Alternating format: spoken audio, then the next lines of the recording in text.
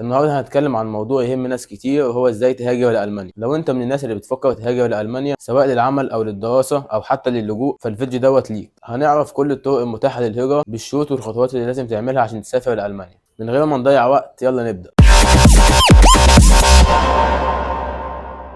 أول طريقة الهجرة للعمل. ألمانيا من أقوى اقتصادات العالم وبتوفر فرص عمل كتير للمهاجرين، وخصوصا في مجالات الطب والهندسة والتكنولوجيا والتمريض. لو عايز تسافر ألمانيا عن طريق العمل فلازم يكون عندك عقد عمل من شركة ألمانية. تبدأ إزاي؟ أول خطوة هو إنك تدور على فرصة للعمل في ألمانيا، وتقدر تستخدم المواقع اللي هسيبها لك دلوقتي عشان تلاقي عقد عمل من شركة ألمانية. تاني خطوة بعد ما تلاقي عقد العمل هتحتاج تقدم على تأشيرة عمل في السفارة الألمانية في بلدك، وهتقدم لهم السيرة الذاتية وشهادتك الدراسية وعقد العمل. بس في عائق قدام ناس كتير، لأنك لازم يكون عندك مستوى معين في اللغة الألمانية وهو A1 أو A2. وتاني طريقة هي الهجرة عبر برامج البحث عن عمل. لو أنت لسه ما عندكش عقد عمل فألمانيا بتقدم لك فرصة تانية من خلال تأشيرة البحث عن عمل، والتأشيرة ديت بتسمح لك إنك تسافر ألمانيا تقعد 6 شهور تدور على شغل هناك. الشروط بقى هو إنك لازم يكون عندك شهادة تعليمية معترف بيها في ألمانيا، يعني لو معاك شهادة تعليمية مش معترف بيها في ألمانيا مش هياخدوا بيها. وتاني حاجة هو إثبات القدرة المالية على إنك تقدر تعيش لألمانيا لمدة 6 شهور من غير ما تحتاج دعم حكومي. وتالت حاجة بعد ما تتأكد من الشروط قدم على تأشيرة البحث عن عمل في السفارة الألمانية. وتالت طريقة هي الهجرة للدراسة. ألمانيا مشهورة كمان بتقديم فرص دراسية ممتازة. لو أنت طالب وعايز تدرس في ألمانيا ففي جامعات كتير بتقدم برامج دراسات مجانية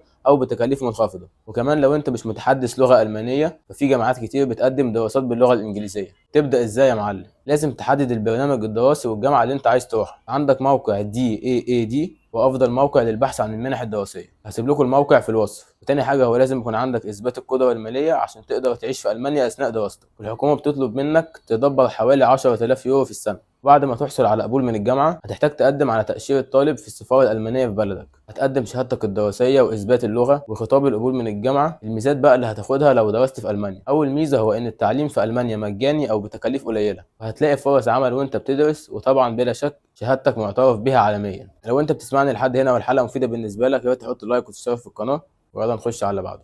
رابع طريقة معانا هي الهجرة للجوء. لو كنت بتواجه مشاكل في بلدك زي الحروب والاضطهاد فألمانيا بتوفر فرص للجوء. ألمانيا من أكبر الدول اللي بتستقبل اللاجئين وبتوفر لهم حماية قانونية. إزاي تبدأ؟ أول حاجة كده هو إنك توصل لألمانيا بأي طريقة ممكنة، سواء بقى عن طريق تأشيرة سياحة أو حتى من غير تأشيرة. بتقدم طلب لجوء بمجرد وصولك في المطار أو في أحد مراكز اللجوء، وبعد تقديم الطلب هتعمل مقابلة مع السلطات الألمانية عشان يحددوا إذا كنت تستحق اللجوء ولا لأ. إيه بقى المميزات اللي هتجيلك لو أنت رحت عبر اللجوء؟ أول ميزة هو إنك هتاخد حماية قانونية، ويبقى ليك حق في العمل بعد تقديم الطلب بفترة. هتاخد في ألمانيا إقامة مؤقتة أو دائمة لو طلب اللجوء اتقبل. آخر طريقة بقى الهجرة عبر الزواج. لو متجوزة من شخص ألماني أو مقيم في ألمانيا أو العكس تقدر تقدم على جمع شمل عائلي. أول حاجة لازم تقدم أو تقدمي شهادة زواج قانونية، إثبات القدرة المالية على إن الشخص المقيم في ألمانيا يكون قادر على إعالتك. بعد كده تقدم على التأشيرة بعد ما تثبت كل الشروط. كده نكون غطينا أهم الطرق للهجرة لألمانيا، سواء للعمل أو الدراسة أو البحث عن العمل أو حتى اللجوء. لو عندك أي أسئلة اكتبها لي في الكومنتات تحت وأنا هجاوبك على طول. لو عايزين حلقة عن دولة تانية اكتبوها لي في الكومنتات وأنا هعملها لكم إن شاء الله. ولو عجبتك الحلقة واستفدت منها ما تنساش تدعمنا بلايك وتشترك في القناة عشان احنا لسه في الأول محتاجين دعم كتير. شكرا لمتابعتكم.